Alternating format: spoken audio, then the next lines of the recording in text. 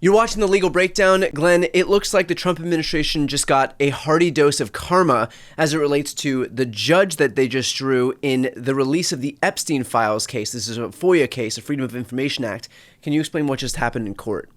Yeah, Brian, I believe this is the first FOIA case that's been filed by any group, any person, any organization.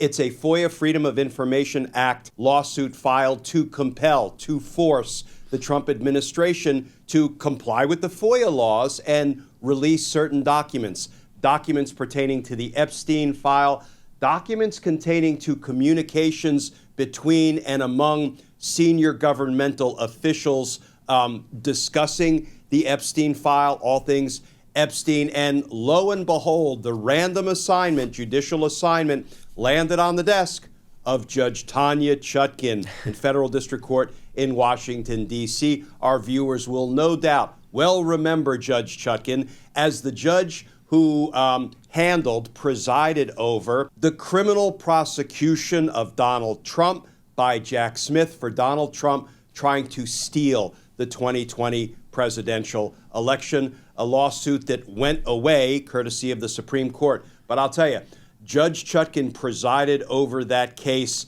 not only well and independently and efficiently, but she is a no-nonsense judge. She kept pushing that thing forward, regardless of the roadblocks that Donald Trump's lawyers tried to throw up in front of her to try to stall the litigation. And it really was only courtesy of the Supreme Court that Donald Trump wasn't ultimately tried, perhaps would have been convicted of the crimes for which he was indicted. So I am sure that Donald Trump and his administration are less than thrilled that Judge Tanya Chutkin once again will be presiding over a case that really is all about Donald Trump. And in a very real sense, it may play part and parcel into whether Trump's presidency survives. Because I'll tell you, Brian, the Trump, Epstein, Maxwell scandal has legs and is resonating on the right as much as it's resonating on the left in a way that I think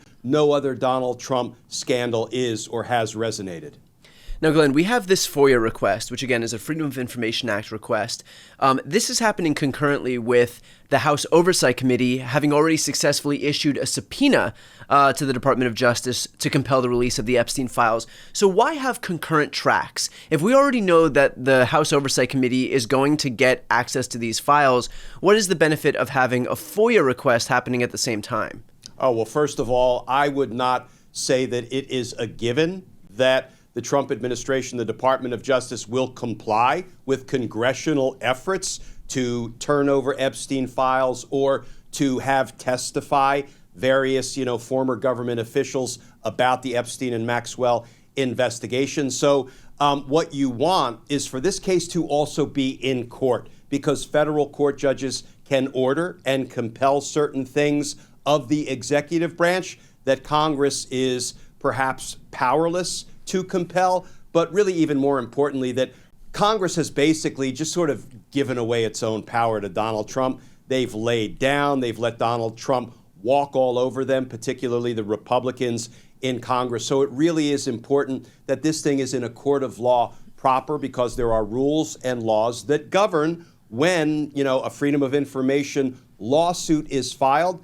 It governs what the federal government must do in response and what a judge can order the federal government, the executive branch, to do in response. I'm curious, though, if a judge does order that the Trump administration release these files and the Trump administration doesn't release these files, the reality is that the executive branch is there to enforce the laws. And so who's there to compel them to do something? The courts don't have an army behind them, and certainly the legislative branch isn't going to lift a finger to compel the executive branch to do anything they don't want to do, because they are a wholly owned subsidiary of Trump. And so if the courts say something and Trump doesn't want to do it, I understand that lands us in yet another constitutional crisis, but what recourse is there to actually compel the release of these files? Well, let's talk about how the law currently exists and how the law is supposed to work.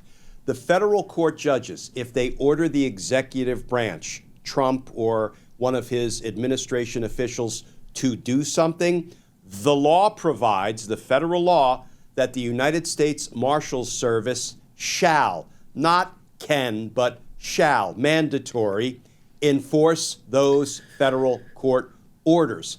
Of course, the next concern becomes, well, wait a minute, the United States Marshal Service is part of the executive branch. It's part of the Department of Justice. So right. How can you tell one component of the Department of Justice to enforce court orders against another component of the Department of Justice? You can. You can because, Brian, that's how the law is set up. We're not making this up as we go along. Now, will Donald Trump buck the federal law? Will he try to tell his director of the U.S. Marshal Service to tell his deputy U.S. Marshals to violate the law?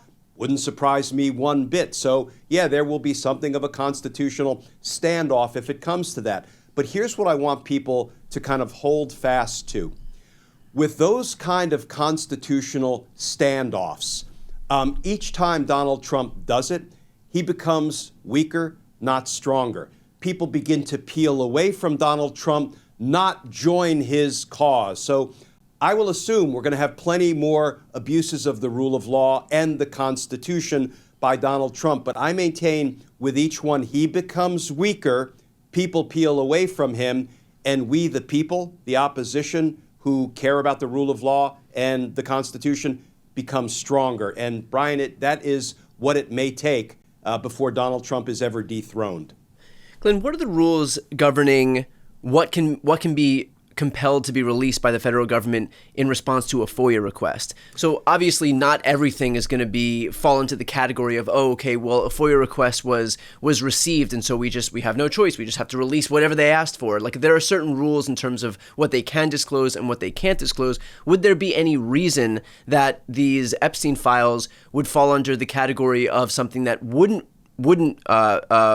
be protected by a FOIA request? Yeah, it's a great question, and that's what this litigation will sort out. But let me give people the lay of the land when it comes to FOIA requests and the law that applies. First of all, this lawsuit was filed by a group called Democracy Forward. It's a nonprofit, a very well-respected and aggressive nonprofit, and they are in the business of using the FOIA laws to do what?